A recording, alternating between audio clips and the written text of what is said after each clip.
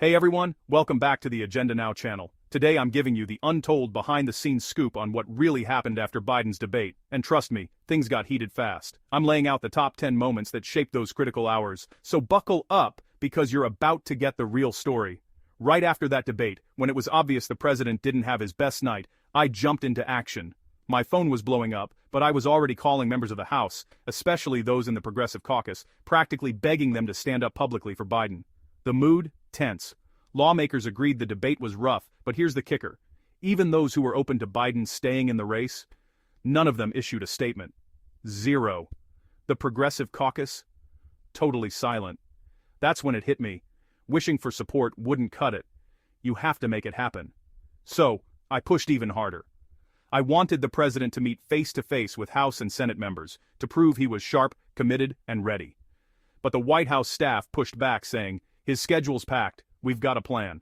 But honestly, that plan was way too slow. This was high-stakes politics and the clock was ticking, and then there was the Camp David trip, the infamous Vogue shoot with Annie Leibovitz. I was flat out against it. I argued the president needed to be in Washington, not posing for photos. It was a terrible look, but the chief of staff, he thought I was overreacting, insisting the plan would work itself out. From where I stood, waiting around was just not an option. As the week dragged on, my anxiety only grew. I could almost feel delegates slipping away, even as others in the White House told me I was being too dramatic. I followed every headline, every rumor, watching the tension build by the hour. Sometimes, you see urgency when no one else does, and it's on you to push the strategy hard before it's too late. Looking back, I know I was right to sound the alarm. The fallout from that debate was real, and action was needed. Not just hope, not just trust in a slow-moving plan. Politics moves fast, alliances shift, and if you're not hustling, you're falling behind. So, if you want more of these insider breakdowns, make sure you hit that subscribe button, smash the like, and drop your thoughts in the comments. I want to know what shocked you most. Thanks for tuning in, and I'll see you in the next video. Immediately, the same kind of time frame, days, immediate weeks after the debate, did you receive any calls from members of the House regarding the debate? I didn't receive calls, I placed calls. So I don't want to be overly persnickety here, but just trying to be as accurate as possible. I called members of the House and urged them to issue statements of support for the president. Were those calls primarily to the Progressive Caucus, or were they broader? Primarily to the Progressive Caucus, yes. Ms. Jayapal at that time? Certainly Congresswoman Jayapal, for sure. What about, did you place any calls to senators? I believe I called Senator Markey, who had been a very old friend of mine. And your first boss? My first boss on Capitol Hill in the House. He was a congressman. And I don't believe I spoke to any other senators, though. I'm not going to ask about specific conversations with congressmen, but was the general consensus the same that the debate performance was poor? The consensus was the debate performance was poor, but there seemed to be uncertainty about whether or not the president should continue in the race or step out. So kind of mixed messages isn't the right term, but you heard both support for the president continuing to run and support for the president dropping out.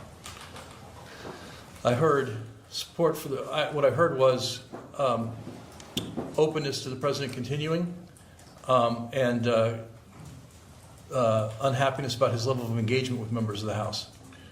Openness and, I'm going to be a little persnickety since Please. You were too. Openness and support are different words. Yes, because I did not secure any of those members to issue a statement saying the president should stay in the race, but they didn't rule it out. Okay. So that's what I consider openness. Thank you. How many members are we talking about? And I'm not holding you to a firm number. I'd say probably about 3 or 4.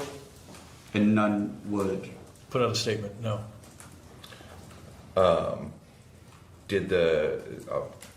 Go back to the debate, but did the Progressive Caucus ever put out a statement signaling support? Not that I know of.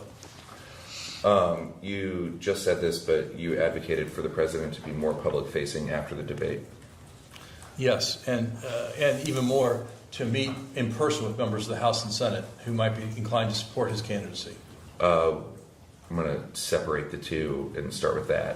What was the reaction to more FaceTime with members of the House and Senate? The general view I got back from my House staff was that the president had a very busy schedule. He was going to stick to his schedule and it would all be fine. And I was skeptical of that. That that immediate schedule after the debate included a rally in Raleigh and then a Vogue photo shoot at Camp David? Well, what I'd say is this was after the rally in Raleigh. This was after I returned to Washington in the midday to afternoon of that Friday. So the immediate schedule was this weekend at Camp David. Okay. And did you advocate to reschedule that photo shoot? I advocated for the president to not go to Camp David and to stay in Washington and summon members of the House and Senate to the White House so they could personally assess his acuity and offer statements about the president's acuity based on their interaction with him. And who did you make that advocacy to? To the Chief of Staff. Mr. Zients? Mr. Zients, yes. Did you call the president directly to advocate for more interaction with members of the House and Senate? I did not. Did you receive any pushback for advocating for the president being more public-facing? I was told that there was a plan and it would take time because the president's schedule was full, and I encouraged them to tear up the president's schedule and accelerate these things because I thought the president was in more political trouble than apparently his advisors at the White House believed. I'm actually from Raleigh, and by all accounts, you believe the rally in Raleigh was a success? I do think the rally in Raleigh was a success, but I thought it had limited efficacy in stemming our political problems because it was just a rally speech. And then getting to the trip to Camp David in particular, when you were advocating about canceling and staying in Washington, were you aware that it was a photo shoot with Annie Leibovitz? I was, yes. Who told you that? Mr. Zients told me that.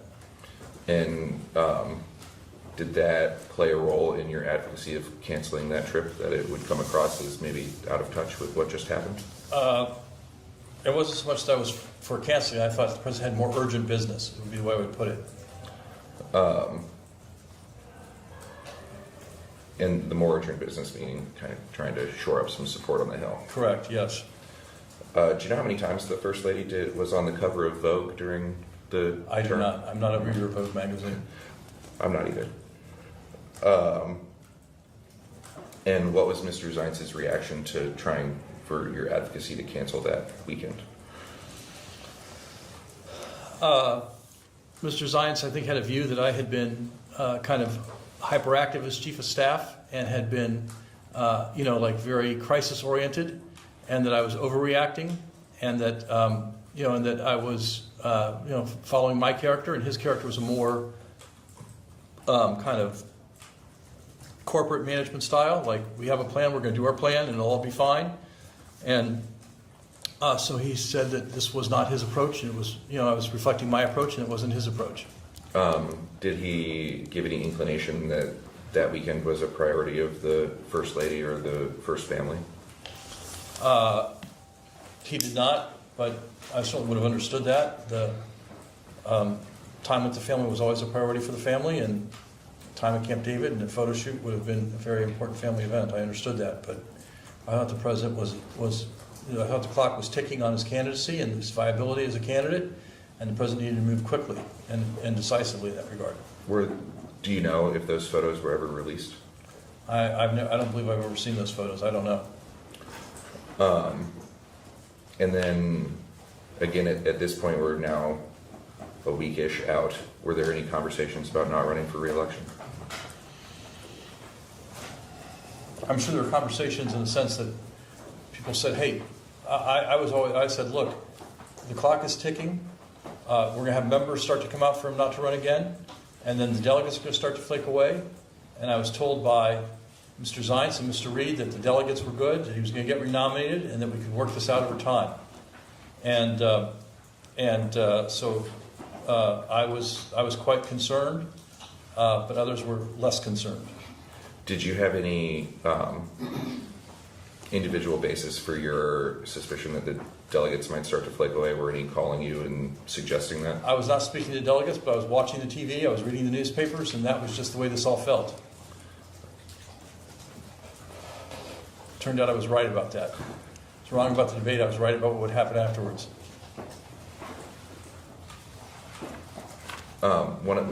Sorry, Jake. In Miss Tandon's interview, one of the things I personally found surprising is that she said that the debate performance did not come up or came up very briefly in the next week's 8:40 a.m. senior staff meeting. Does that surprise you?